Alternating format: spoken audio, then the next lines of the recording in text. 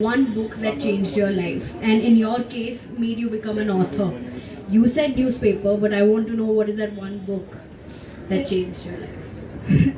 The first book that I read was Geronimo Stilton.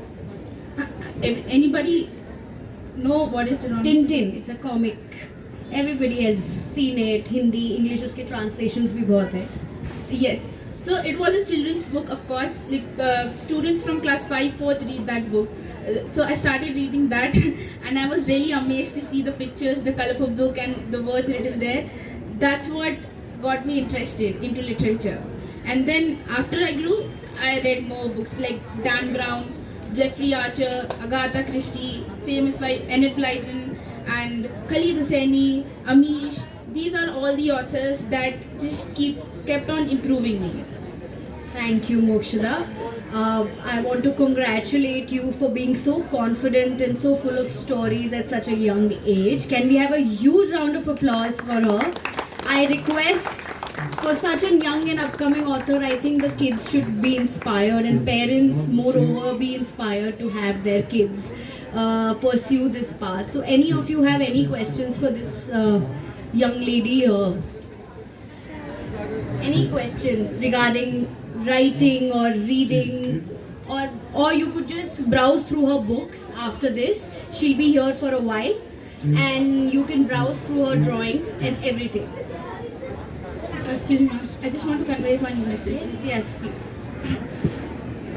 I came here today for one important thing, that I wanted to give out a message for younger generation, basically the youth, as I am a part of this Gen Z generation. So I wanted to give out a message that many my friends and many people ask me that why should I write, or how to write. Okay, so it's not about how to write or what should I write. Poetry is something poetry is something when you pen down thoughts of your thoughts in beautiful words, your emotions, your mixed feelings, your opinions, your views, and you pen it down on a piece of paper. That's what poetry is called. And it doesn't matter if it's making sense or not. It should be for you. You're writing for your sake, not for others. Some people write for appreciation, that if this person likes it, then yes, it's called a poem, and that's when I will be successful. But no, I strongly disagree with this. But when you write for yourself, that's what writing is called.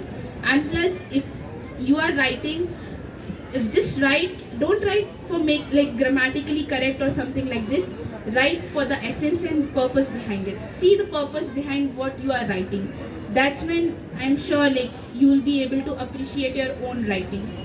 Just write for yourself, not for others.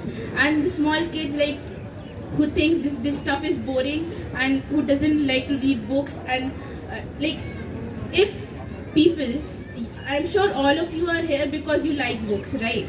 You are very interested about literature and seeing people like me or other authors here and want to listen together, right? So that's when it will start. Even at this age, you can start writing, right, for yourself, not for others, and you can do many things like me. With also being a writer, I am also a social worker. I work in the field of women empowerment and education. I speak for women basically, and I hold workshops for small girls who are not able to study in different underprivileged schools. I work for tribal clans also. So if anybody wants to work with me or contribute to the greater cause, please talk to me. And you can contact me through Google. As in, if you put my name in Google, all of my blog links, my YouTube videos, my books, all will be there. I must say I'm quite famous. So that's it.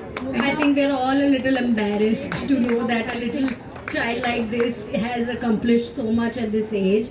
So a huge round of applause again for her. You can come and speak to her about her book here. She'll be here for a while. And I want to congratulate you one more time. And thank you for gracing. Thank you all for being present here. Please, thank you very much.